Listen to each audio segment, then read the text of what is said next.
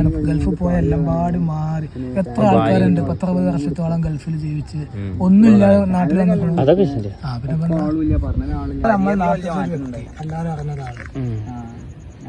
പറഞ്ഞ കേട്ടോ എത്ര ഉണ്ടാക്കലുണ്ട് എനിക്കറിയില്ല, എത്രത്തോളം ഉണ്ടാക്കലുണ്ട്. ആൾക്കാരും ഒന്നില്ലെങ്കിൽ നീ 2000 ആണെങ്കിൽ എത്ര 60,000 രൂപ മാസം ഉണ്ടാക്കുന്നുണ്ട് ഇല്ലേ വീട്ടില് എന്നും വരുന്നത്. അതിന്റെ അർത്ഥം നാട്ടിൽ അധ്വാനിക്കാൻ റെഡി ആണെന്നുണ്ടെങ്കിൽ രാവിലെ നേരത്തെ എണീച്ച് 12 മണിക്കൂർ ജോലിക്കും ഉണ്ടാവില്ല.